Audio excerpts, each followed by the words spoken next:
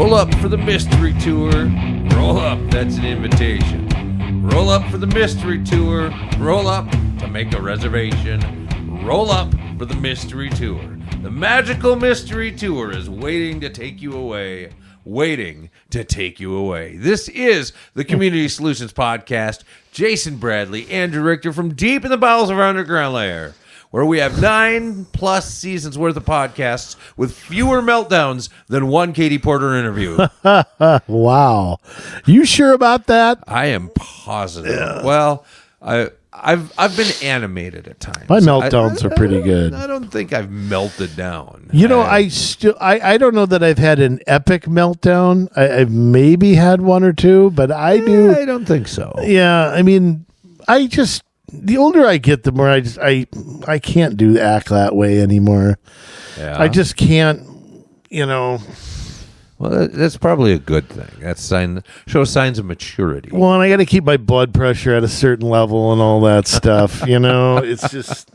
I give you kudos if you actually think about your blood pressure and let that affect how you do things. For me, it's like, well, I'm getting old, Jay. I mean, that's just the truth, and I can't lie and say that I don't think about my own mortality.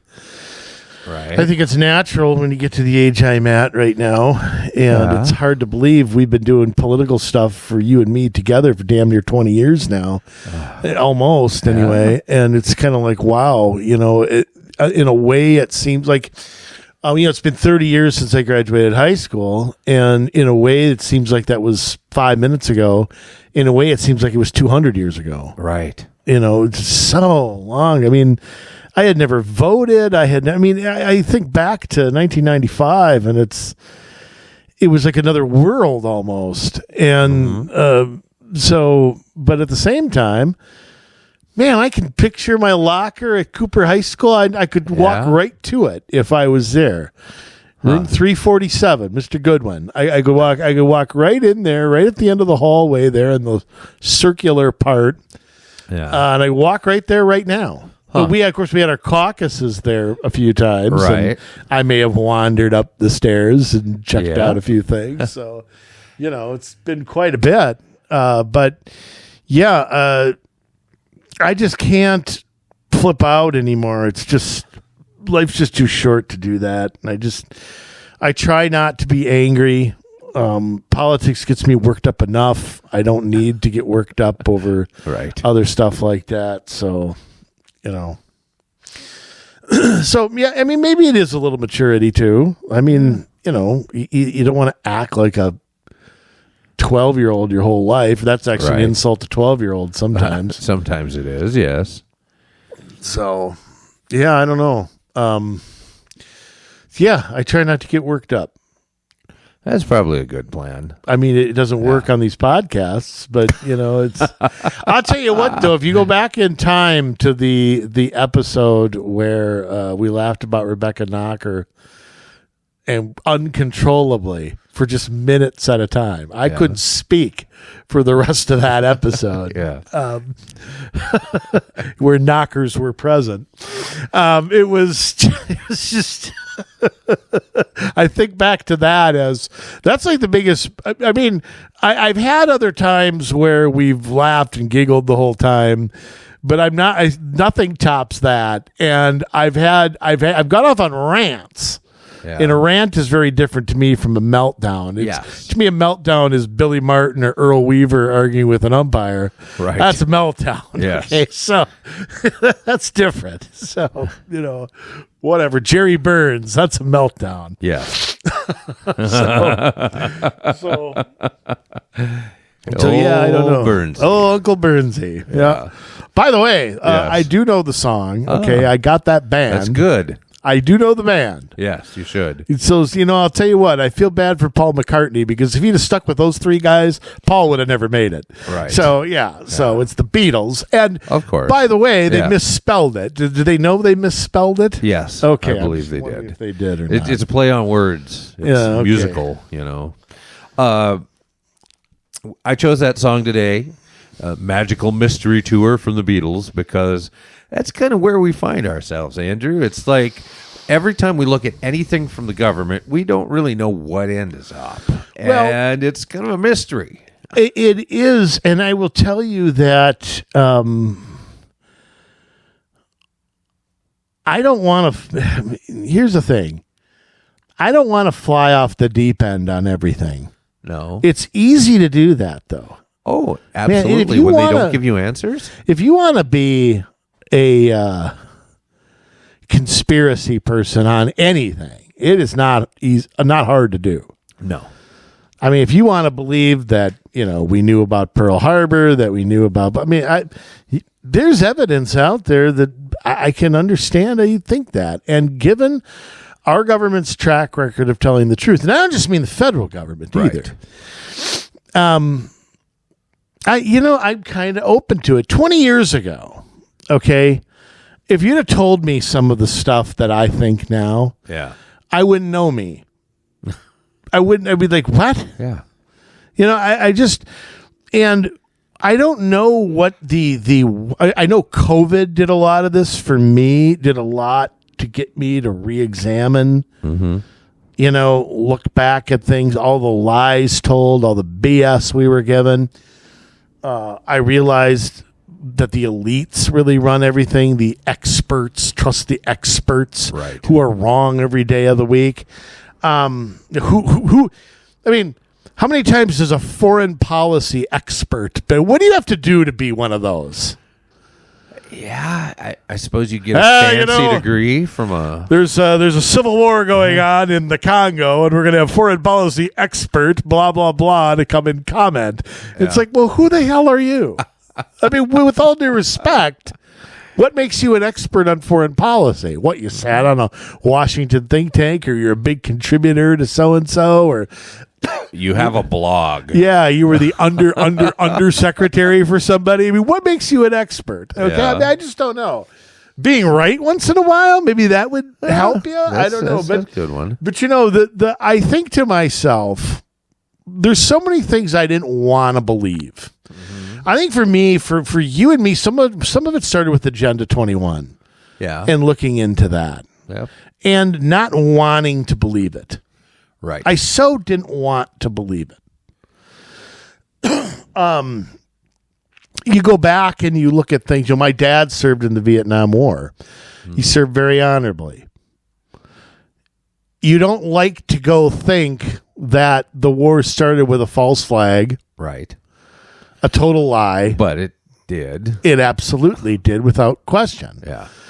And you don't want to believe that. You don't want to believe that the President of the United States was possibly taken out by our government, President Kennedy. I just am one that I've always believed. I guess I grew up believing America was a force for good, and I still think it is. I think Americans are. Yeah. I still think that at least on one side of the aisle still believes that. I grew up with communism as our enemy. Yes. Very black and white. But I was taught to question things. Yeah.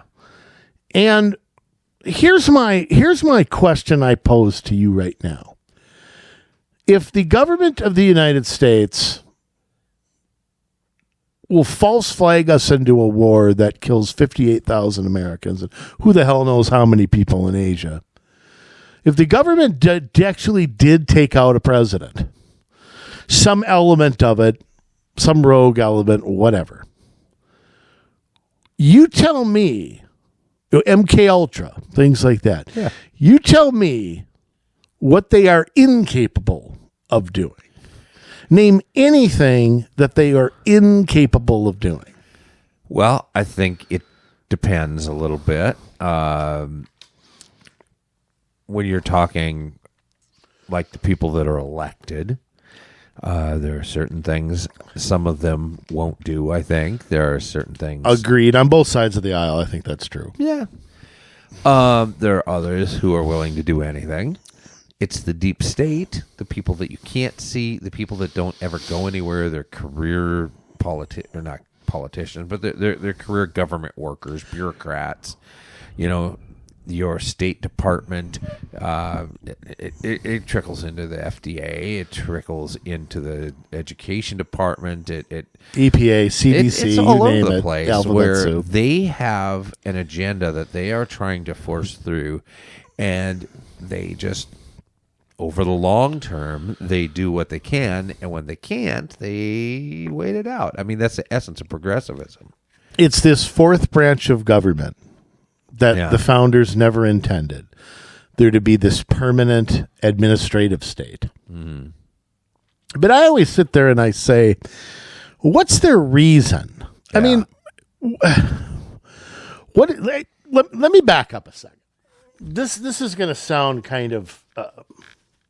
we've talked about this once or twice on the show, but we just recently had a trial for one of the assassins who went after President Trump, which amazingly did not lead the nightly news, didn't lead... Pick up the paper, it's on page 20. Right. Total non-story. Somebody who tried to kill the President of the United States. Yeah. We have the Butler incident from last summer. Now, stop and think for a second. Yeah. I expected by now to know everything about that case. Yep. Me too. Everything. I know nothing more than I knew. I back don't then. know a thing. Okay, and I have vacillated back and forth on what I think happened. Yeah. We know nothing about the assassin, nothing about... We supposedly can't get into his... which is funny. The CIA can put kiddie porn on your laptop if they want to, but we can't get into this guy's devices or something. I don't... It is baffling to me what's going on. Yeah. Congress should be subpoenaing this stuff. I mean, it is... I'm not going to blame Bongino or Kash Patel or anybody yet, because I don't know what they're up against. I've seen no reforms at the Secret Service. It's almost like, because I have vacillated on what happened that day. Okay. If you listen to the people there, okay, it's just one of those things. Some 20-year-old was able to fly a drone everywhere. Yeah. Found our blind spot. I guess is smarter than all the other people there, Right. which I don't believe for 1 second. Number two, Trump was deliberately left vulnerable. Yeah. I mean, we still don't know who turned down Trump's request for more security. We still don't know that. That should be easily answered by now. It should be. There should be a paperwork trail. I mean, there's a request for more security, and somebody's got to approve it or deny it. Someone. It wasn't done somewhere. over the phone. It may not be the top, but they ought to know. Yeah. They certainly should know by now. Okay, so Trump was deliberately left vulnerable. Well, I mean, maybe he'll get taken out by somebody. Number three, Trump was deliberately left vulnerable, and there was like a Manchurian candidate or something, and the left hand didn't know what the right hand was doing. Right. Or number four, they tried to take him out, and by 1/4 of an inch, they didn't. Right. Now, I vacillated. I don't think there's evidence for number four. I do not believe it's number one by any means. No one will convince me of that. Yeah. So it's either 2 or 3 or somewhere in between. I figured by now I'd know. Yeah. And I don't know. Why don't I know? Yeah. I mean, we don't know anything about him. There's been like one thing that had surfaced kind of recently that was like a short clip of him like dry firing in his room. I didn't see that, but I heard about it. Yeah. But here's my thing. Okay, and Trump's in a weird position there. Yeah. Secret Service is still protecting him. Yeah. You know, it's kind of like, okay, if I'm a dictator, the bodyguards is the one. That's the one group I don't want to piss off. Yeah. You know, and I don't know if Trump is pushing that hard. I get the feeling if he turned up the dial, something might happen. But what is the excuse for Congress? I mean, Congress, you fund the FBI. You created the FBI. I'd say, look, you bring your asses down here, and I want to know, and the Secret Service, I want to know everything, or you're all not getting a nickel. Right.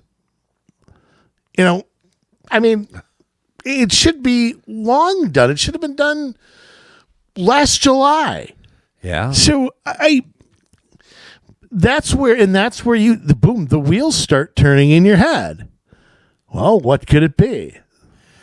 And again, I don't think it's Donald Trump, though, because no, I would want my security detail fixed right away. Yes, and I'm sure that it's under Homeland Security now, right?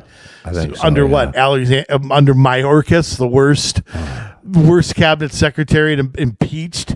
Yeah. I mean, worst in American history. I'm sure it's different now with Holman, Kristi Noem, and people like that. Are you talking about Secret Service? Yes. They are under Commerce, aren't they? Because they're under the same branch as they used to be under Treasury. Treasury. I think they're under Homeland Security. Did they get now. moved? Yeah, I think so. I didn't hear about that. So yeah, I'm pretty sure I'll they have to are. look. So I could be wrong too. Maybe you're right, but yeah, I don't think it's Trump, but it just amazes me that we don't know answers to that right now. Yeah. And we have a media with no curiosity, couldn't care less. They cover that Natalie Holloway case wall to wall. Yeah. Cover that Casey Anthony case wall to wall. O.J. Simpson, they covered absolutely everything. But 2 people tried to assassinate the president, couldn't care less. Don't ask any questions. You turn on the nightly news, you barely hear any coverage. You barely did that time either. After a week or 2, they moved on. And I can't get past the timing. Yeah. The timing's the other part I can't get past. Remember, that was after the debate, before Biden dropped out. Yeah. Perfect time to take Trump out. You know he's going to win. So you got to take him. You're going to take him out. That's the time to take him out. And the timing of announcing J.D. Vance, which I still feel. Because remember, Trump almost brought him to Butler. Yeah. And at the last minute, he said, I got this from JD and Don Jr. and Trump's like inner circle. Yeah. And I'm sure Stephen Miller, Susie Wiles, other people knew. I've heard Tucker Carlson talk about this. Yeah. That it was known in Trump's inner circle that JD was the pick. And right before Butler, Trump said, you know what? We don't have a speech planned. Let's just do it Monday. We'll just get to Milwaukee and we'll do it there. Yeah. And this was like the day before. Yeah. And so JD confirmed this when he was on with Rogan. So if you want to take Trump out, when it's obvious he's going to win, of course he won anyway, but it was against Biden, he was going to win by even more. And you don't give him a chance to name his Veep.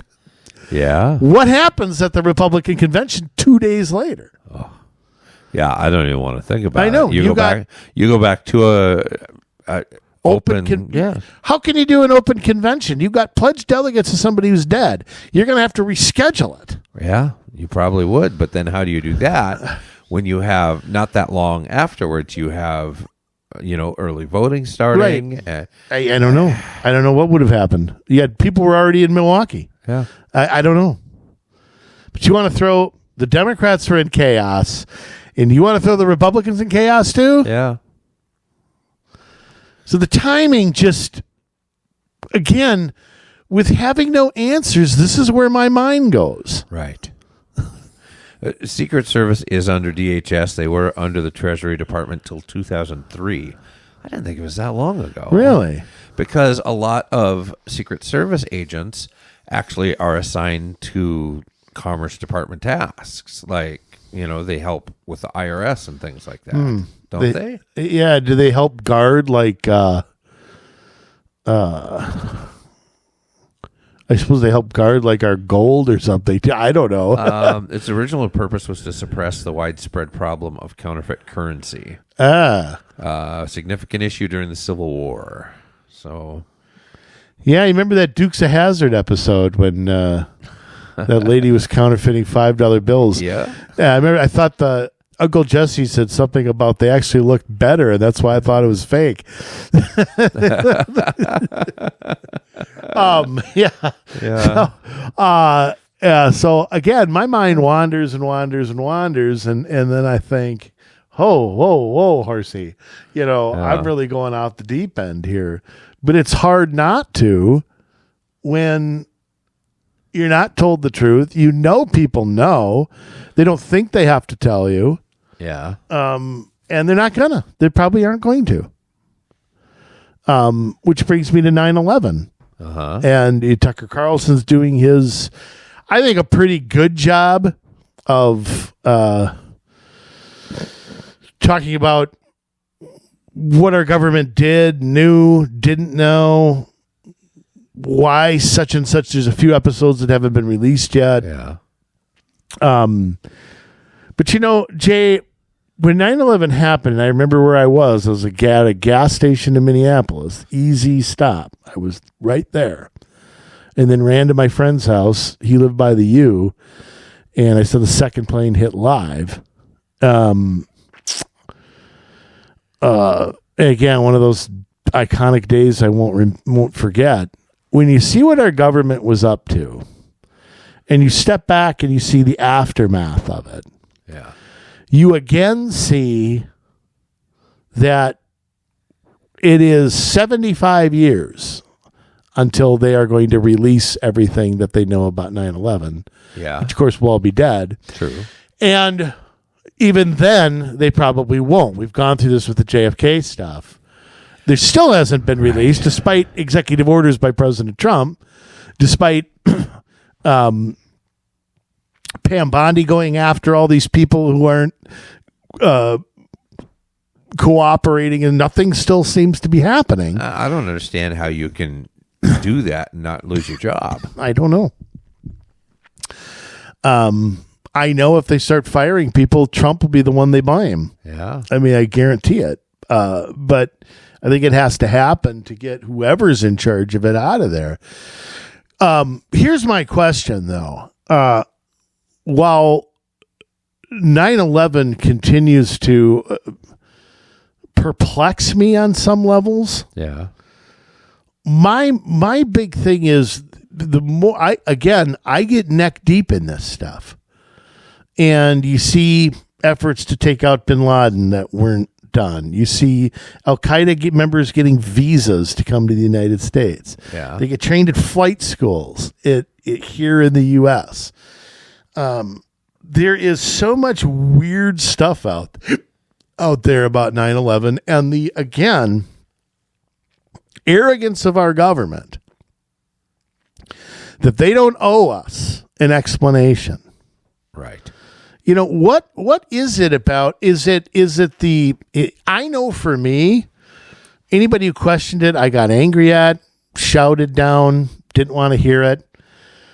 Then, I voted for President Bush twice. Yeah. Then as things started happening, I kind of started, I don't know. I kind of started rethinking a few things. It started with the Patriot Act. Yeah. And I hate to say that the Project for an American Century, which I read most of, which is eerie, scary. You the hair on your face will stand up when you read it. When you see everybody from there end up in the Bush administration. Yes. John Bolton, Richard Pearl, Paul Wolfowitz, Dick Cheney, Scooter Libby. I mean, you name the person, and they end up in the Bush administration. Yep. Don Rumsfeld. It's like, man, either these people have ESP, and then you had members of the media, the Bill Crystals of the world, who are always out warmongering. Yes. And you kind of go, gee, boy, man, you really got to either know something or I don't know. When you use it to almost justify anything you do, that's when I come back and go, okay, whoa, what's going on here? Mm-hmm. And Building 7, I've always scratched my head about. How did that fall? Why? Yeah. Why was no good answers for that? Yeah, there isn't. And, I want to say something, too, because when I've debated the moon landing with people, Yeah. and I still don't know quite what I think about that, but actually I do. I'm just not going to say it. They always come back with, well, what happened if, but I'm not under any obligation to answer what happened. The government that used it to justify 2 wars, that took the debris over to China, okay, they have an obligation to tell me. Right. It's not my job to come up with some alternative theory. Sorry, it isn't. I don't think. No, you don't have the information they have. So I mean, but why can't we see? Why can't we see this stuff? Again, secrecy breeds this stuff. Right. I mean, there's really no reason for them not to show us things that aren't sensitive to national security. Yeah, but their definition of that, Jay, is so wide-ranging. Yeah, it's changed. It's evolved. We got classified documents from World War I. Now, what could you possibly say is relevant? Do we have U-boats off of England or something right now? I mean, what could you possibly argue to keep those things secret? Yeah, the Archduke Ferdinand was really a spy for Angola. I don't know. I couldn't tell you. Yeah, just couldn't tell you. But I gotta say, I mean, you sit here and you can talk yourself into, well, is that incompetence? Is it too many agencies not knowing who's in charge or who's, if the FBI and the CIA can't talk to each other, I suggest they get Windows 95. I mean, I don't know what possible explanation can you have? USS Cole gets attacked. Nothing happens. Right. Not a thing done by Clinton. Bush comes in, doesn't do a thing either. Right. Al Qaeda is such a threat, but we don't do anything. I don't know. Yeah. African embassies get bombed, and Clinton bombs a pharmaceutical factory. Yeah. What? Doesn't make sense. Huh? I mean, what did the periodic table have something to do with? Could have the embassy. Supposedly, our quote unquote intelligence said that they had a chemical lab there or something, whatever. But I don't know. I don't know if that's true. What about with Hillary Clinton? What happened with our ambassador in Libya? I don't know. We'll never know. We'll never know. She erased her emails. We'll never know. Not like the government can't still find them. Right, if they really wanted to. Call up Yahoo or call up. They could find mine. Yeah. They could find hers. So, yeah, it's kind of just. It's just. I got me. No idea. Yeah. But, I watched, and this is kind of started in 9/11. I watched our exit from Afghanistan. Yeah. No accountability. Not a single person fired. Nothing. Literally nothing happened. That's arguably I don't know if it's that arguable, the greatest debacle in American history. That or leaving South Vietnam. I mean, one of the two is unexplained. There's nothing anyone can say that justifies it. No. Nothing's been done. Nothing will be done. Nothing will ever be done. I mean, even now, nothing will be done. It's all just happily forgotten. That's what it is. So, you think about that. You think about, what came out of 9/11, 2 wars, Patriot Act, domestic spying. For what purpose? I don't know. Al Qaeda hits our country and Americans get spied on. It was just very, I don't know. I look back on it and I said to myself, boy, it's really hard to call President Bush a success, isn't it? Yeah. Just really hard. Yes, his dad was all right, but W was just, man, I wish I could defend him because I voted for him twice, but his presidency was pretty ugly. It was pretty ugly. And how about the financial crisis at the end? Yeah. Who got thrown out of their homes? regular old people? Who got bailed out? The banks. You tell me how that's fair. Exactly. And now you look at President Bush, and he stands with Obama, and he stands with Clinton, and they buddy, and they chum around. And last I checked, he was supposed to be on the same side as Trump. It's the uniparty. It's what Glenn Beck said about when he went to the White House. Yeah. And Bush said, I don't care who sits in this chair. They're going to do the same thing I am. Yeah. And Obama proved it. Yes, he did. He never ended the war in Iraq, never ended the war in Afghanistan. He started a war in Syria. He started one in Ukraine. He started one in Libya. Yeah.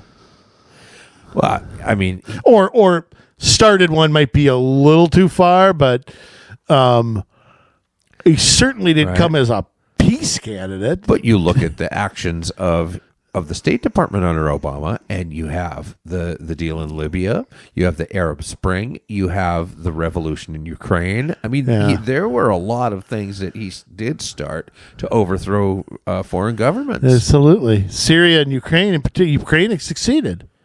Yeah. Biden was the plate man. Right. You know, John Kerry was too busy fighting global warming in Iran. It was the Bidens who really led the Ukraine thing, and there's no question that Zelensky's government was installed by Zelensky wasn't there at the time. No. There's no question it was installed by the West. Well, of course it was. I mean... And I go back to our deal with the Soviet Union. We will not push NATO east, and we've done nothing but do that. Maybe with Trump as an exception. Everybody else has pushed NATO east. The Russians drew red line after red line. Yeah. We didn't listen. Now, I don't like the Russians. I don't either. I don't trust the Russians. I don't either. But I'm going to tell you, if Canada joined the Warsaw Pact, we would not allow that for a second. No. So absolutely not. That's, you have to put yourself, look, do I support the Russians? Of course I don't. What did we do during the Cuban Missile Crisis? Yeah, exactly. The Russians were on our doorstep. We weren't going to have that. No. We risked, that was the closest we've ever come to nuclear war. Yeah. Until... I would argue, we were close. We were damn close. I mean, people were building shelters and stocking food. So, I mean, we were very, very close. So, I mean, I think it's just, again,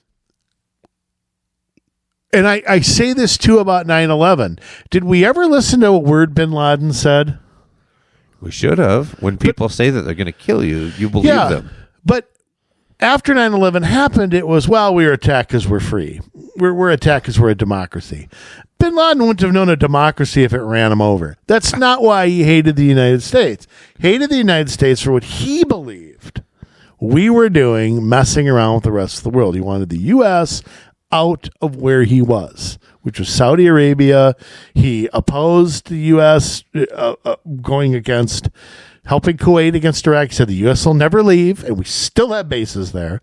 He was right on them. You know, he wasn't right. I mean, I don't want to say that. But, I mean, his hatred of the U.S. had nothing to do with the fact that we have elections. Yeah. It was our foreign policy, whatever we think of it. He might be crazy, but he wasn't stupid. So, but you started to hear the propaganda. Well, we're attacked because of our freedom. We're attacked because we have democracy. Okay, that's my best George W. I can do. Yeah. Okay, but that was BS. That was never true. No. It was all propaganda. You know, and I don't know. When Obama was in office, he rescinded that law that did not allow the government to use propaganda against its own citizens, but yet we see even before that, where that law was kind of a wink, wink, nod, nod, we're going to tell people whatever we want anyways. Now, they weren't using maybe advertising to do it. They weren't using social media to do it, you know, like they do now, but presidency's always been that way. Yeah. The New Deal, they used to insert it at movie theaters for Right. previews. I know. Marching for the NRA. Come on. Well, that law was written because of that. Yeah. Though. I mean, it came right after Franklin Roosevelt. The Democrats are actually the ones that like instituted that. They were like no more 3 and 4 term presidents. Yeah. No more propaganda. Done. If they've ever done anything good, that was it. That was President Truman in the Congress after that. Yeah. That's true. I mean, it happened with votes of both parties, but the Democrats could have killed it. That's absolutely the truth, no doubt about it. Yeah. Yeah, Ronald Reagan would probably still be president if we didn't have that law. Well, he wasn't a Democrat. He couldn't still be president. Yeah, he That's true. At least through like the 90s. Yeah, every time we've had a half-dead president, it's been a Democrat. I mean, just think. Wilson, FDR, and Biden should have all been removed from office. Oh, yeah. So absolutely. All 3 times, I hold their wives responsible. Oh, absolutely. Eleanor Roosevelt was a horrible individual. Horrible. And I just do not understand the praise of her. I just don't get it. No. But she was power hungry. She was just So was Edith Wilson. exactly. And Jill Biden, don't get me started on her. Yeah. So it was just goodness. So anyhow, Yes. so I go back, Jay, to and then this is where I want to transition this, because I am, and I've told you this before, I'm a devout capitalist. Yes. So am I. I believe in free markets. I believe in supply and demand. I don't believe that most corporations believe in that. I don't believe that most Americans can define a free market.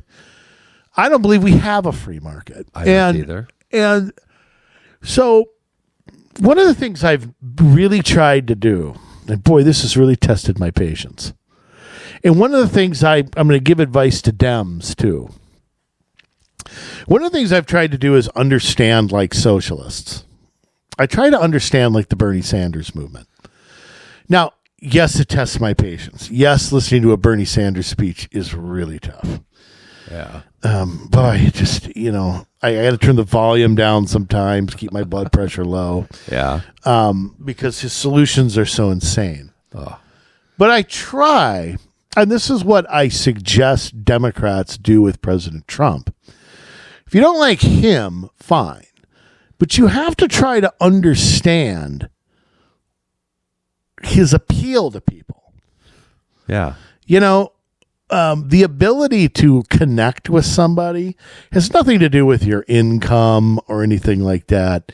President Kennedy connected with people, and he never worked a day in his life. Yeah. FDR connected with people. President Reagan connected with people. Clinton connected with people. It's got nothing to do with that. It's just, it is a skill someone has to be able to look them in the eye like they're the only person around and empathize and learn from them. I mean, like Trump telling the story of how he came up with no taxes on tips. It's just a great story. Absolutely. He told it on a few podcasts because Trump just goes on and on and on and on.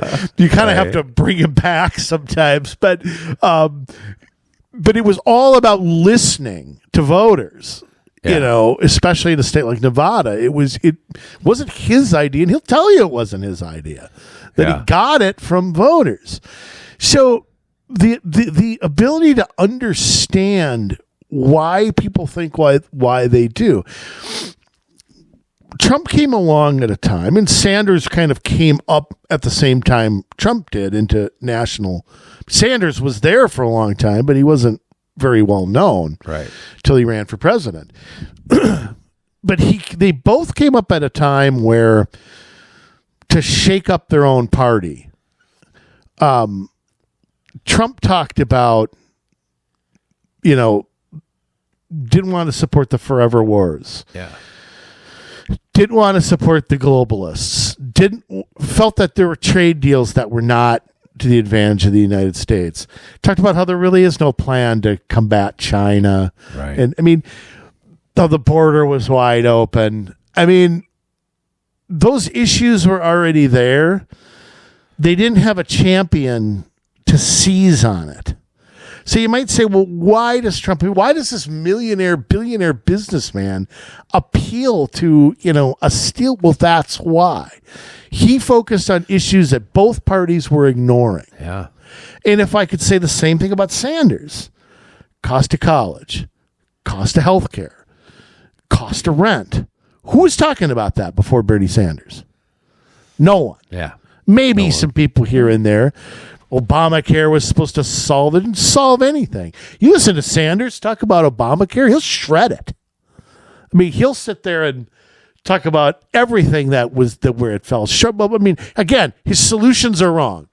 But his identity of the problems, in some cases, is pretty accurate. Right. Corporations are in bed. Might look like Christopher Lloyd, but I'll tell you, that ain't Back to the Future. That's Back to the Past. Marty, your kids. Something's got to be done about your kids. Yeah, I know. But, so I've made a conscious effort to sort of try and figure that out. Yeah. And how can we incorporate some of that, not the solutions, but the problems? How can the Republican Party fix some of these problems? Like take school loan debt. Yes. Okay. Now, if you asked me 10 years ago to bail out people with student loans, I'd have said, screw you. Yeah. You took it out. You signed the documents. You didn't read them. That's your problem, not mine. Yeah. And I disagree with making college free. It doesn't make it free. You're just giving me the bill. Absolutely. I disagree with bailing out like what Biden wanted to cancel debt but keep the same system going. We would just cancel debt every 5. It was not a plan to change anything. Right. Biden didn't have a new idea, wouldn't have known a new idea if it had bit him in the ass. So I mean, it was pandering. It was did not solve a problem. But if I was going to solve a problem, Jay, number one, this is the textbook definition of predatory lending. You won't hear conservatives use that term a lot. But, Jay, if I wanted a small business loan for $25,000, Yeah. you have to go to the SBA and you got to jump through hoops. Oh, there's so many hoops. You've got to give them all your financials. It's basically a anal exam. If I wanted $25,000 to go to college, I could get it tomorrow morning. Yeah. And what you don't get in Pell Grants, you get in college loans that are practically guaranteed. Pretty much. Now, how off and wrong is that for a market-based economy? Well, it's terrible because people don't go there based on, I can afford this. They go there based on, they're told, well, you have to if you want to become somebody. And since it's so essential, we're going to take care of a big part of this for you. Exactly. It is a lie that they're being told. They are being told, look, college degree is your ticket to a 6-figure job and your ticket out of the ghetto. Yeah. And we're going to give it to you. We're going to make it easy. You can pay it back just years from now. Don't worry about it. So you say that to somebody who's 17, 18, poor person, maybe they're the first person in their family to go to whatever. That is the definite. They don't have a penny to their name, but you give up thousands of dollars. Right. Let me tell you, that's no choice for people. That is totally not fair. It's the definition of predatory. Right. It is.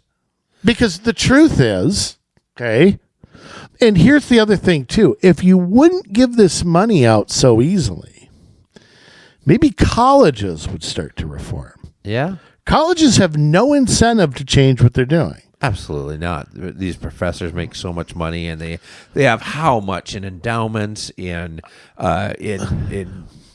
they're building new buildings all the time. Yeah, they have no incentive to lower tuition because they know you can take out a loan and come and pay it out 20 years later.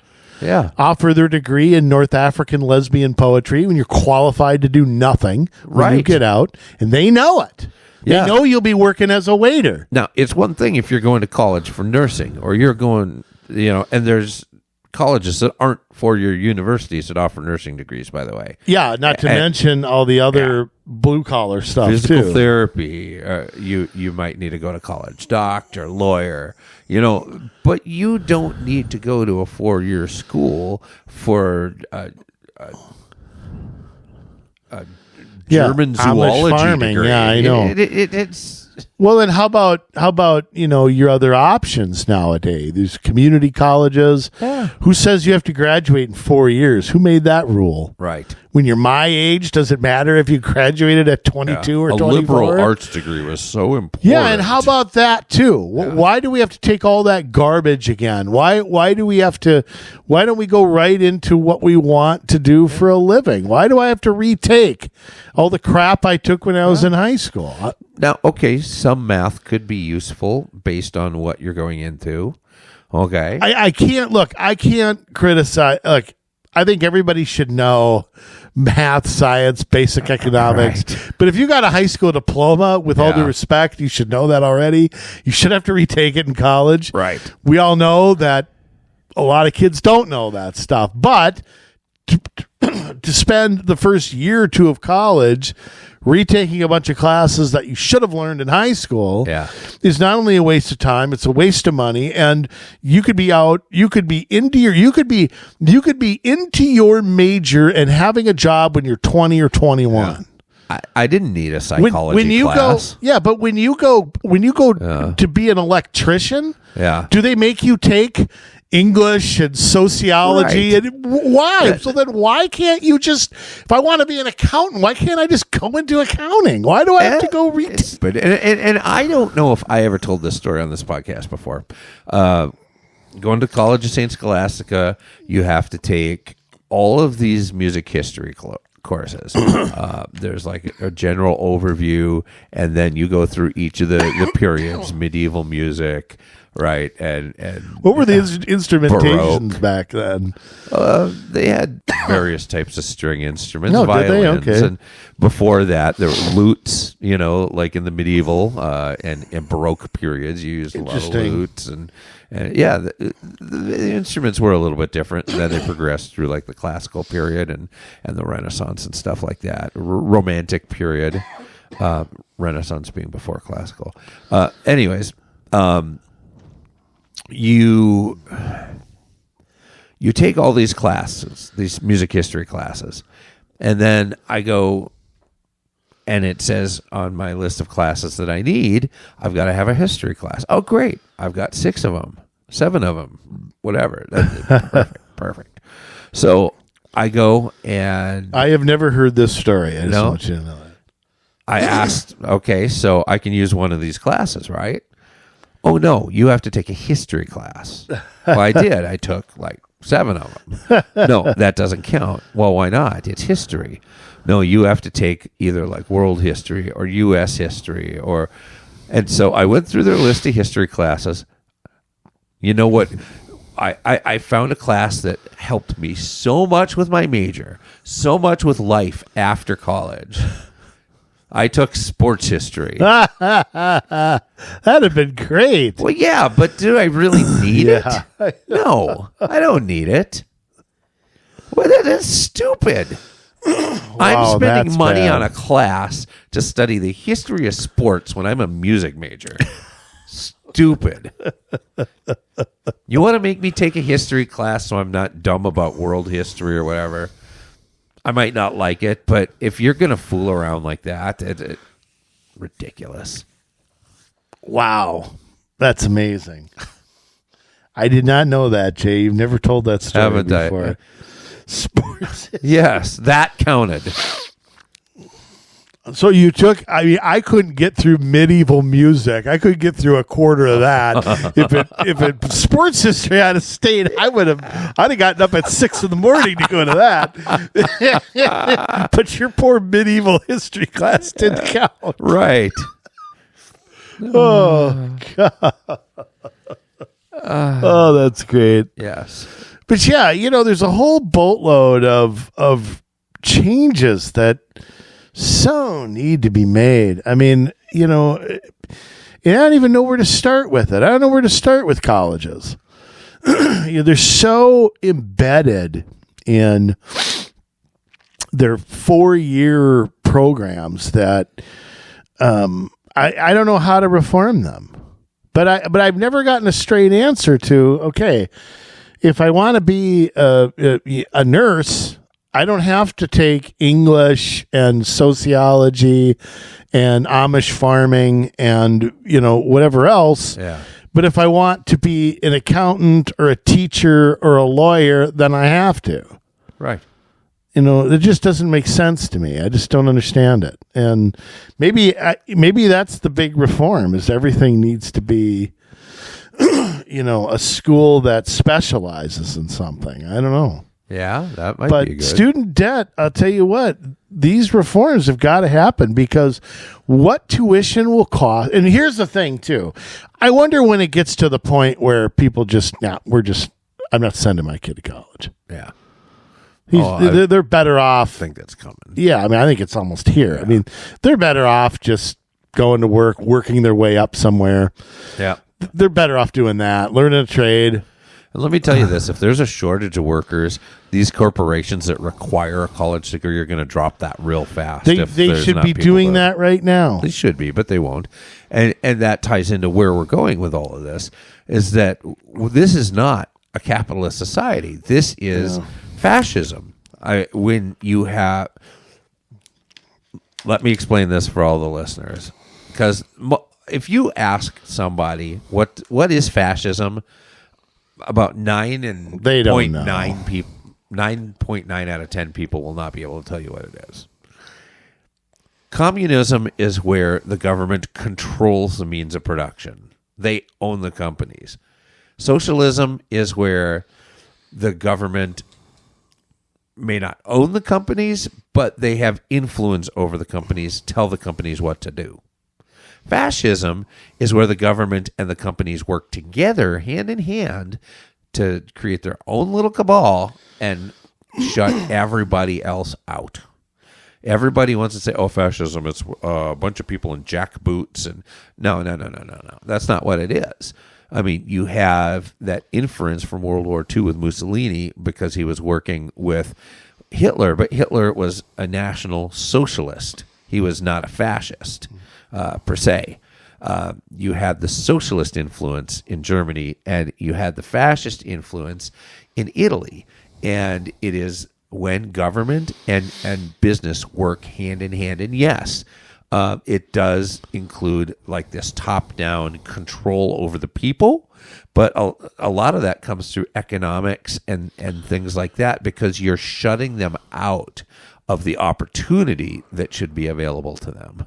Right, and you've seen this everywhere. We've seen these industries where they've all become oligopolies. They've all become 2, 3, 4 companies dominating a sector, and they've crushed competition, or they've bought it, or whatever. And, that really is not what capitalism is meant to be. Monopolies and oligopolies are unnatural. Right. But in some ways, the government has gamed the rules so that these companies can exist. When ExxonMobil merged in the 90s, there was a big, big deal about whether they should be able to merge or not. And I don't know why they were allowed to, but they cornered. I think the reason was they, quote, didn't have X amount of the market space. Yeah. But the thing was, they were so much bigger than everybody else that they were going to acquire it if they were allowed to combine. Right. It's like if McDonald's and Burger King would have merged, they would have been able over time to force out a bunch of other smaller, the Wendy's and the places like that. They'd have forced them out of business at some point. But keeping them separate kept the competition. Right. So, this is why prices continue to skyrocket. You look at our food production, Jay. Yeah. It's like 4 companies that dominate like meat production. They make like 90%.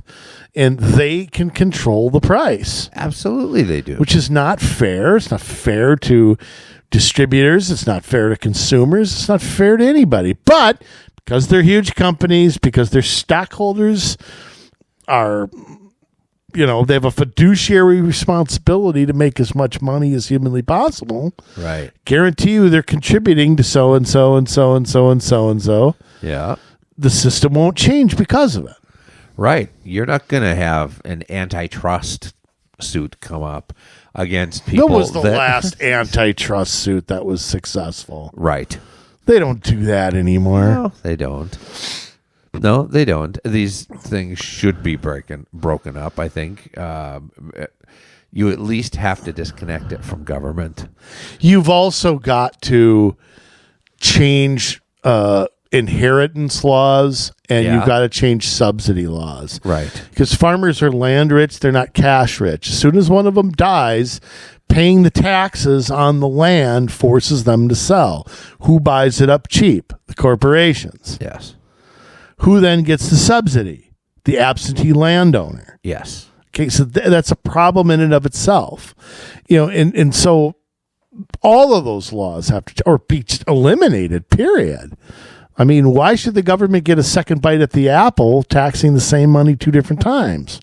That's what they're doing with that lots of different ways. Yeah, but with the inheritance tax, it's so blatant. Well, yeah. Okay, I work my entire life to leave something for other people. Right. And when I paid my taxes, I created my will, and then when whoever you leave it to, they end up paying taxes on the money that was left to them that the person paid taxes on already. It's not income. They didn't work for it. It's a gift. Yeah. The government has no right to it. There's ways to set that up, but Right. what if somebody dies suddenly? I mean, there's just the family farmer's been destroyed by our own government. Let's just be honest with you, everybody. They were destroyed by, it's our heritage as a country. Right. And our own government destroyed it. Maybe they didn't set out to do that, but that's ultimately what the result was. Mm-hmm. And I'll tell you something else. One thing that somehow we have to get a hold of is healthcare. Oh. Because healthcare is drowning people. Right. And again, I'm going to go off on what sounds like a socialist rant here. I don't mean it to be, but Jay, I think here's the fundamental problem with it. Well, there's a lot of problems. One, it's billed third party through an employer. That's a problem. 2, you mix it with government care from S-chip to Minsure to the VA. It's a mess because of that. Yeah. The bureaucracy of it. But I'll tell you something. Here's what I've figured out. You have profit-based companies running healthcare. Right. Which by itself doesn't sound so horrible. But there's no money in you being healthy. That's true. I mean, if you're healthy as a horse like I am, nobody's making money off of me. Right. Somehow you have to be monetized. Yeah. How do you do that? Well, there's lots of ways to do that. Making up problems that never existed Number before. one. Working with the food companies to make you sick. Exactly. Government's involved in that too. Absolutely they are. Look at the ingredients in a Coca-Cola Yeah. in the United States. Look at one in England. Yeah. England has like 3 ingredients. We have like 15. Yeah. Why? Well. Like sugar is a natural resource. Right. Fructose is not. No. So why is sugar in one and high fructose in another? Right. I mean, too much of anything is always bad. I mean, Right. too much of anything, too much sugar, too much fat, too much is always bad. Yeah. But and making up things that aren't there is the biggest thing. And where's that in mental health? There's no place. Are you sad? Do you sometimes get nervous when you talk to your boss? Were you anxious the last time that there was a school shooting? Yeah. Well, maybe there's something wrong with you. Yeah. But You have trouble concentrating. Yeah, but when you take these pills, they just manage your problem. Right. It's not curable. It just manages it. So you're now a customer for life. And you got to make go. up things. You got to go to therapy, because then that therapist can tell you that you need to continue taking your pills. Yes, and how else do they do it? They do it by forcing you to wait, to take pills. Let's just say this. I hurt my back somewhere. Hurt it. I don't know how. Going to the doctor. Well, it may take weeks to see a doctor. Yeah. It may take months. In the meantime, they'll prescribe me something.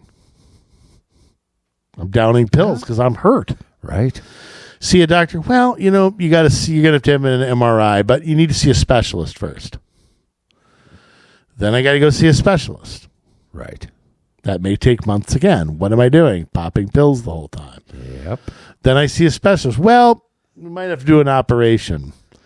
Are you free 4 months from Wednesday? Yeah. This is what they do. They drip, drip, drip. And every time you got a deductible. Yeah. You've got a max cap. You've got copays. Yeah. They're monetizing your back injury, which they could probably treat. I mean, if you didn't need surgery, they could probably treat it easily with something else. Yeah. It takes months and months and months to do. Right. And then if you really need help and you're in the hospital, I'm sorry. Insurance isn't going to pay anymore, Yeah. so you got to leave, which keeps you sick. And then having to come back for a return visit, or Right. It's a scam. yeah, It's just a total scam. And then, of course, the doctor doesn't want to get sued. right. So they got to run this test and that test and this test and that test. Yeah, each test costs hundreds of dollars. And why? Why does it cost Why does it cost $400 to talk to a doctor for 10 minutes? Right. I doubt that doctor makes $400 an I hour. highly doubt it. Where's the money going? And when you're It's seeing like, patients all day, I'm sure you're paying the rent and the lights. but I mean, it's like a school. Okay, Yeah. if it costs you $10,000 a kid to educate people, and there's 25 kids in a class, well, that teacher's not making $250,000. Right. Where's the money going? Yeah. It just, no one can give you an answer. And I got to tell you, with healthcare, it needs serious fixing, and it needs serious reform. See, the Democrats, the big mistake they make is they focus on coverage. Yes. Let's get everybody insured. Well, insurance doesn't cover everything. Medicare doesn't cover everything. Right. My dad's on Medicare. You think he doesn't pay anything? I mean, he has the VA too, but the Right. VA is a mess in and of itself. Oh, absolutely. Yes. So it's like, okay, you can insure everybody. That doesn't mean anything. If it's crappy insurance, then it's.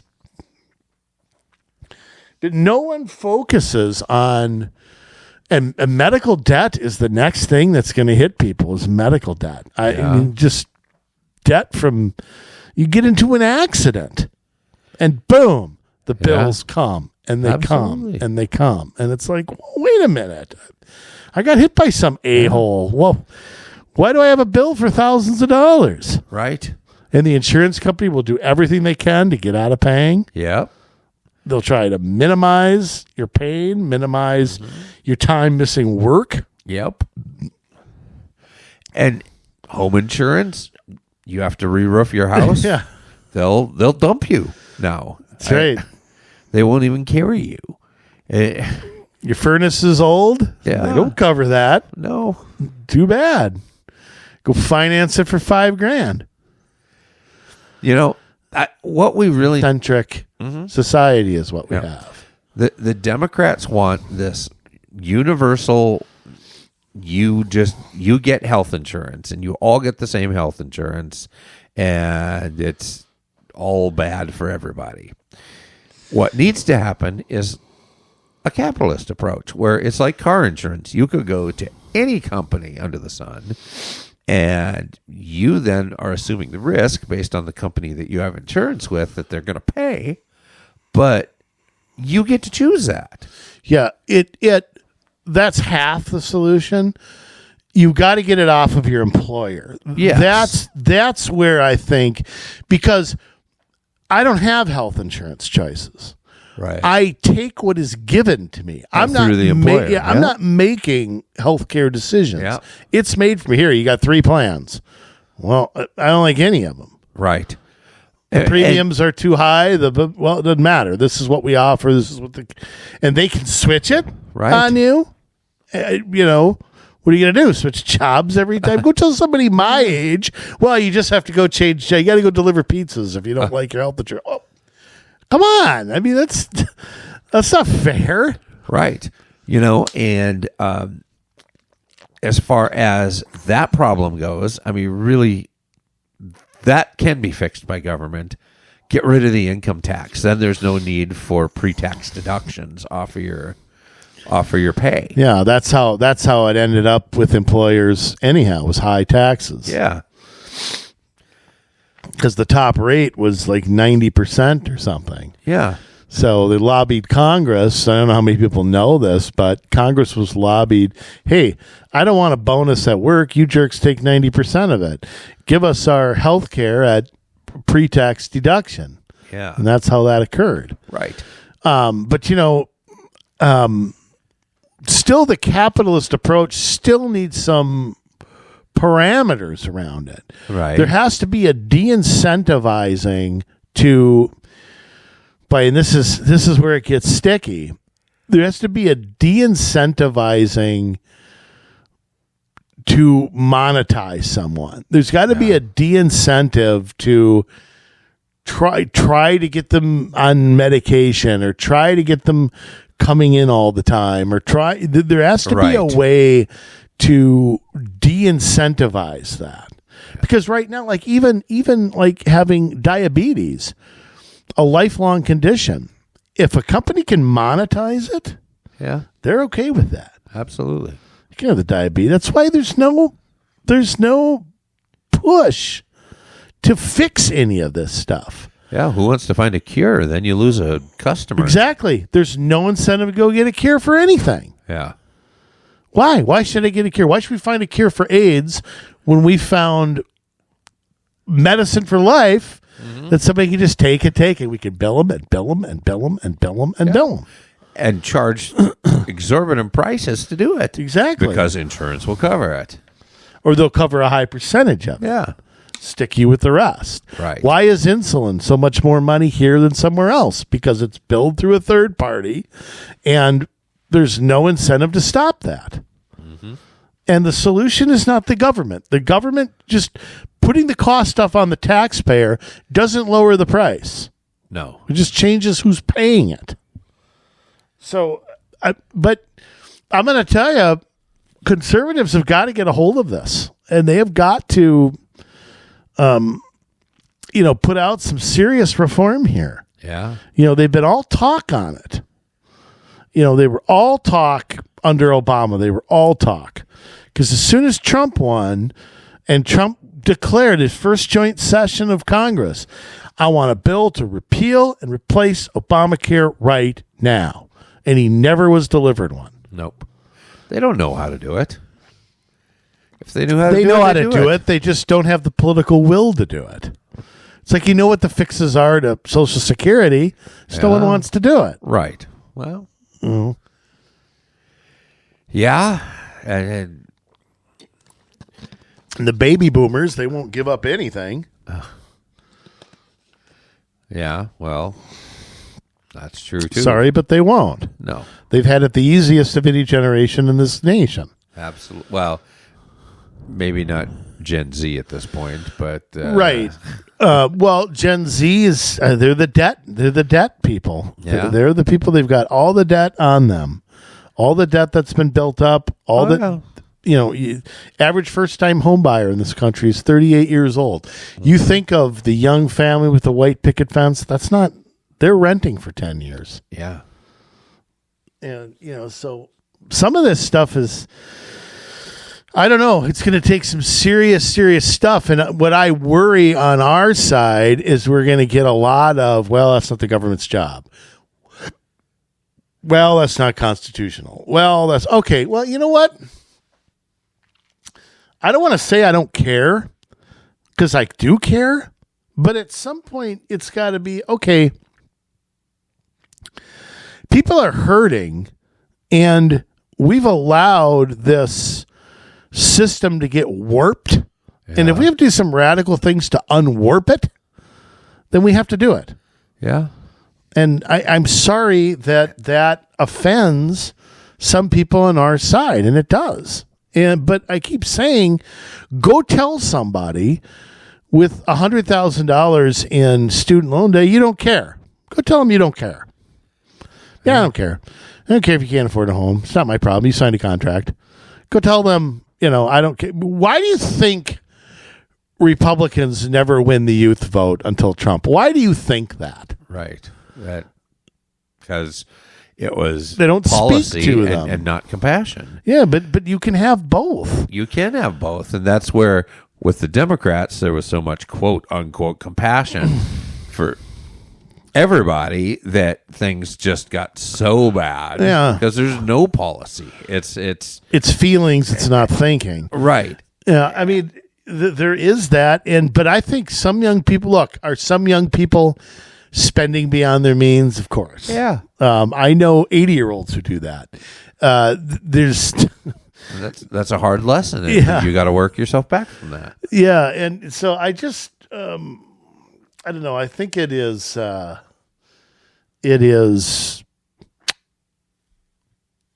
debt stuff's a real worrisome thing. Yeah. And I just don't know how this generation's going to get out of it.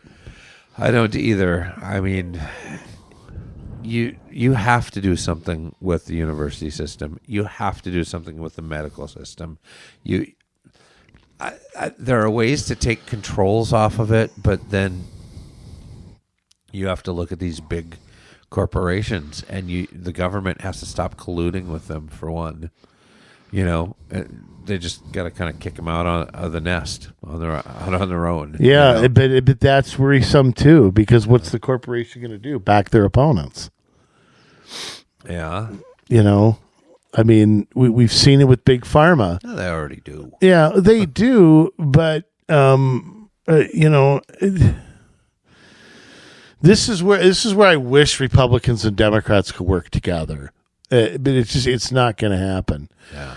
There's just too much incentive to fight. And that brings me to my last point, Jay. I don't want to sound alarmist here.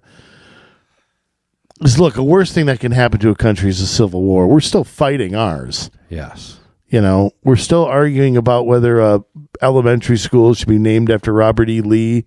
We're still banning the Dukes of Hazzard on television. We're still stereotyping Southerners. Yeah. Like, this is our biggest problem.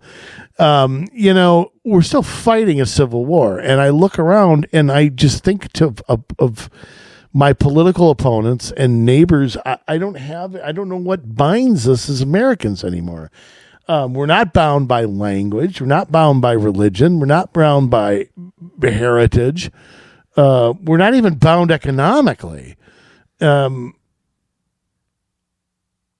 are we? We can't even agree on what a boy and a girl are. What?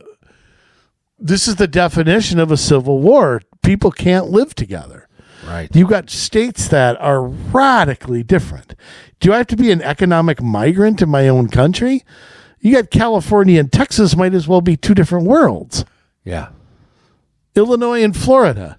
I mean, unrecognizable. Absolutely. So how do we become the United States if there's nothing united? I don't. Now, I think some of it's changing. Religion is one. That's on the uptick in this country. Absolutely. But, I mean, language, culture. We don't even have English as our official language. What? Yeah. You got to have things to unify around. It's the only way to come together as one people. But this is where when people say, diversity is our strength. What?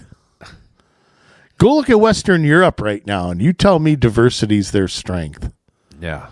Every day It's Europe falling is apart. less European. Yeah. London, 29% white people. You're telling me that that's a European city? Right. I don't necessarily mean race when I say that. That's kind of a bad example because different races can be anti-communist or be pro-markets or go to the same church. Well, look here. How many Hispanics voted for Trump in the last election?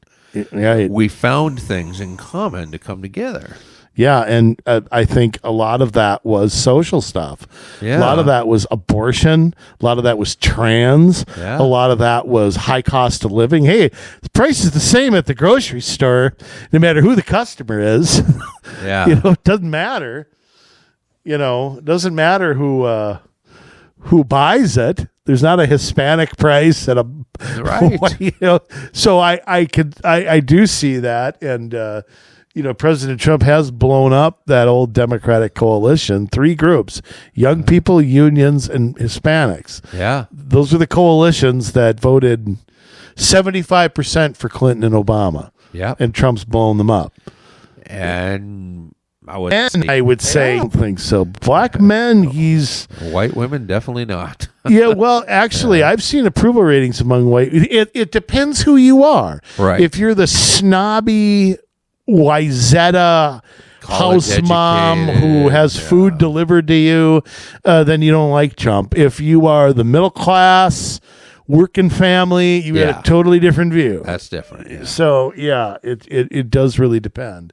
But the snobs are gladly voting Democratic. Nowhere do you see it more than here in CD3, where that's changed to a yuppie Democratic district when it didn't used to be. So, right. But I'll tell you, I do worry about. Even you drive around Minnesota, and it's the differences. I've just never seen this before. Yeah, I think we're in real danger in Minneapolis. No, I think we're in hell. Pardon that. Figuratively speaking. Yeah. No, I get what you mean.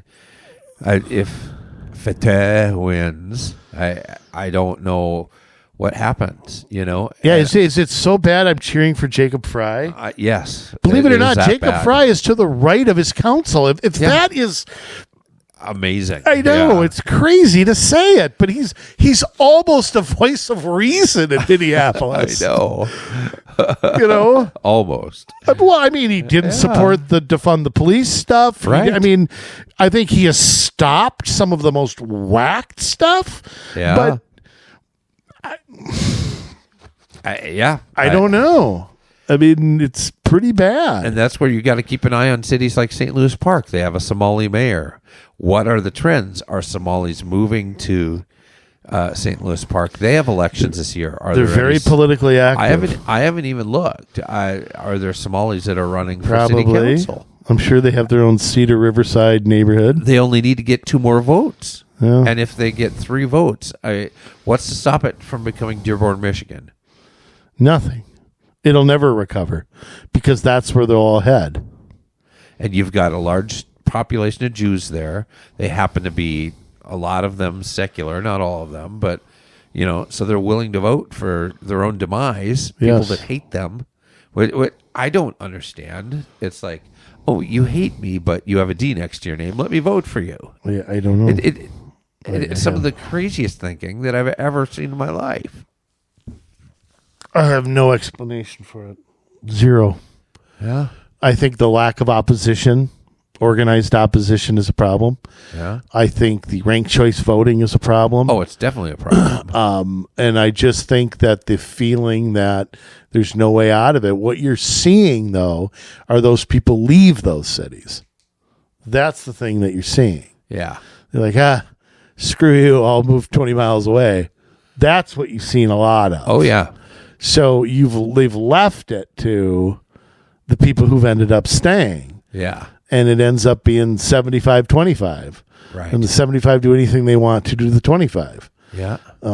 So I don't know how to fix that either, because I wouldn't want to live there. No. So I get it. I mean, it was bad enough when I lived in Crystal, Jay.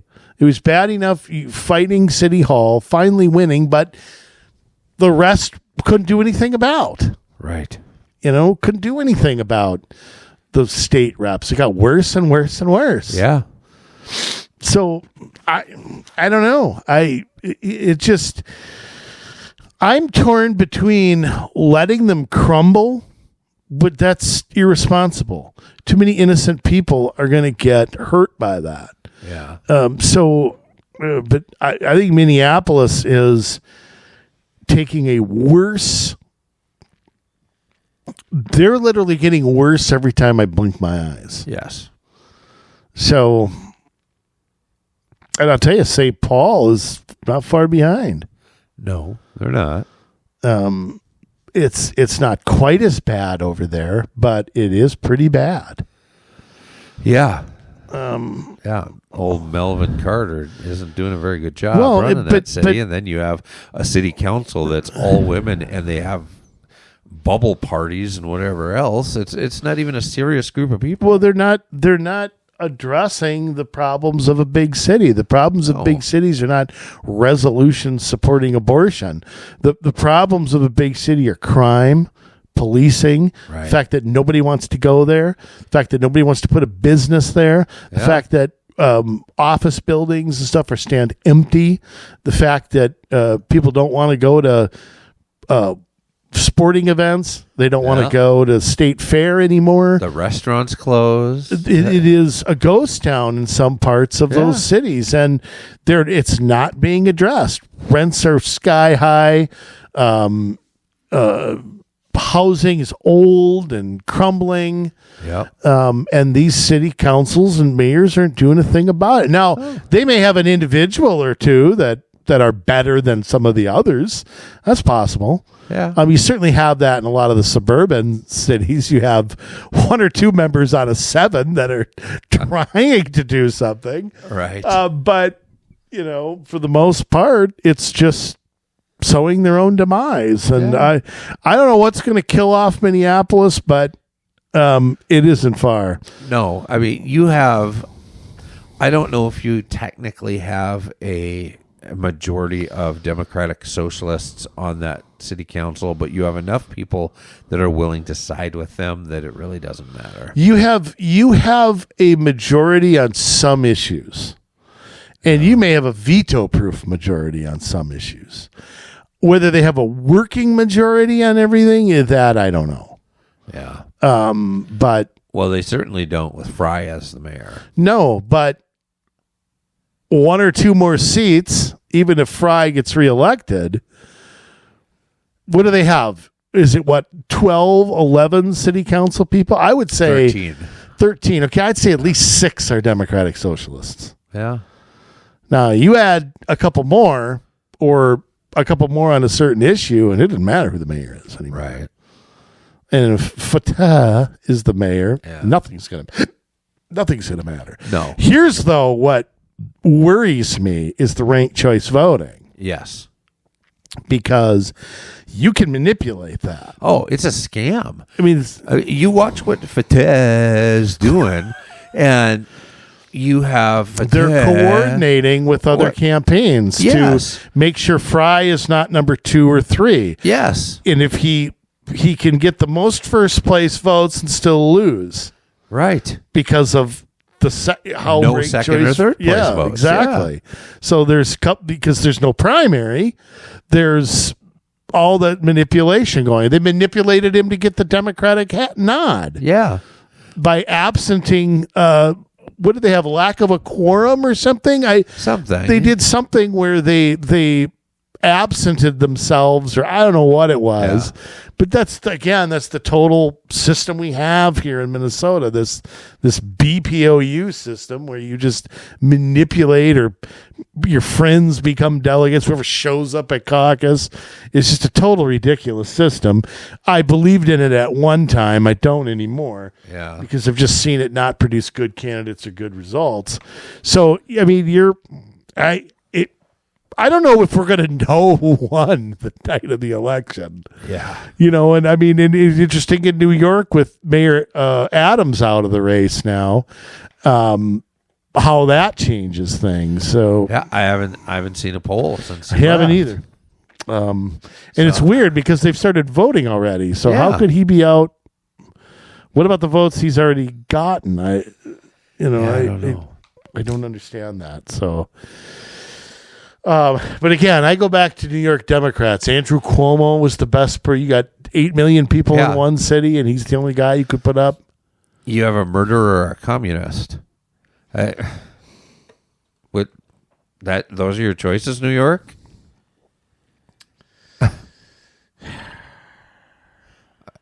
Please explain that to me. Well, I mean, here we've got just oogly. Just oogly. I don't know. I am worried that Dearborn, here we come. So it's the Eagles lost, Jay. Yeah. Yeah. Sorry to hear that. Yeah, I'm out of my money. No, you're right. I mean, it is horrible. The choices are awful. And I'm not sure what's going to change it or fix it. I don't know. But, I don't want bad things to happen. I don't want the good people the people who are good in New York to have to live under that. Right. I don't wish that on, I just don't. And there are some, it's interesting how some Republicans are just loving it. They're just hoping that they're going to make Mondami the face of the Democrats, and I think that is a dangerous thing to do. It is when you have, the center for our economy run by a communist mayor. Ron DeSantis said that Florida is going to do their own stock exchange. Really? Yeah. Huh. They're going to compete with New York or something. I don't know how you do that. I don't know either. Okay. But he said something about how they're going to open up their own. I don't know how they do that. But DeSantis just loves poking New York. Just loves doing it. But I'll tell you what, you see the look on Trump's face as a New Yorker. Yeah. But he's not. Boy, he's upset. So, but I don't know what he can do. What can you do?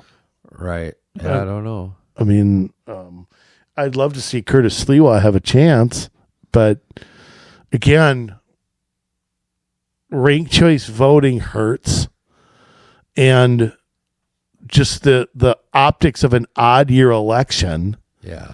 On top of it, it's like the perfect storm for making that very, very hard. Yeah. So I don't know. It's just New York's just bad. But I'll tell you what, Jay. Yeah. Like I said before, my believing in that the government's capable of damn near anything is just really, really high right now. Yeah. And I'm not directing that at Trump or anything like that. I certainly haven't lost faith in him. Yeah. But until you root out all that deep state, our government's capable of anything, just anything. And the elected leaders that I see right now in the Democrat Party, anything and I'd put a third of the Republicans with them. Yeah, probably. Because how long did Republicans apologize for the FBI and the CIA and, things like that? And not want to, we're going to endanger national security if we investigate Sirhan's connection to, why he really shot RFK Sr. if he did. Yeah. We can't look at MK Ultra from the 50s because national security is. Yeah. Come on. I mean, the Intelligence Committee is supposed to oversee that, not give the CIA a blank check to do anything they want to. Right. Oh, all right. Jay? Yeah. You got a challenge today. I do. My blood pressure's still pretty low. I'm breathing pretty good. Well, that's good. So that's good. I'll do my best to not increase that here. All right, hold on. I got to get the music on. Yeah. It's hard to do it right without the music. It is. Styling, profiling, jet flying, limousine riding, wheeling, dealing, son of a gun. All right, Jay, improve my mood. Well, you left me with a tall order today, Andrew, but let's see what we can do. It's true that the government really has, I guess, lost all sense of direction, all sense of morality. They deal with corporations, and we're reaping the consequences of their behavior. It's not good for us. They don't care about us anymore. We have to care to get ourselves in the game. You see, things are where they are because we have for so long just, as conservatives, I mean, it's the right thing to do, care about our families, raise our children, work a job, all of those things, those are definitely things that we should be doing as conservatives. But we have done it without taking any care whatsoever for the outside world around us. We have not gone to church. We have not upkept our morality. We have allowed these corporations, the schools, sports, to do whatever they want, to mandate our kids' attendance on Sundays, to talk about things that we don't even want our kids knowing about, letting alone having to have these conversations with them about what's right, what's wrong. We have to change. If we're complaining about the Republicans and what they're doing, yes, the Democrats are horrendous. The Democrats right now are so bad that it's a crime. They're committing crimes, and what they're saying should be crimes. I mean, not their speech, not criminalizing speech here, but if they were to actually put it into action, those things would be crimes in a lot of cases. But we just sit back. We have to actually engage ourselves in the process, because if we don't engage ourselves in the process, we are never going to change it. So this is not something that we need to handle right in the future. This is something we need to handle right now. This is something we can't wait on. This is something where we got to say, you know what? I will take responsibility. I'm going to get back into church. I'm going to have closer relationships and conversations with the teachers at school. I'm going to go to public meetings. If I feel led to do so, I'm going to run for office. If I don't, I'm still going to get involved in the process. I am not going to let my senator, my Congress people, my school board people, my city council people, my county commissioners just be able to operate free and clear without having some consequences for their actions. They will get voted out. They will receive phone calls letting them know how I feel. They will receive letters telling them how I feel. They will be talked about on social media. They will have letters written to the editor. Those kinds of things, we've fallen short. But you know what? We have a chance. We have the ability. We just have to not squander it. We have to stop wanting stuff for ourselves and sacrifice that because of what has gone on. Sacrifice that for the good of our children and our grandchildren. We can't do this anymore this way. So if you're looking at doing this, we've got just a year. The time is now to start putting things together. You get a hold of us at COMM Solutions, mn@gmail.com. That's COMM Solutions, MN at gmail.com. And we will work together to make sure that we clean this state up. So that's where it has to start. It starts at home. Starts in our counties. Starts in our state. And we can do this. Things are bad, but they don't have to be permanent. We love you, Minnesota, but now it's your turn to get to work.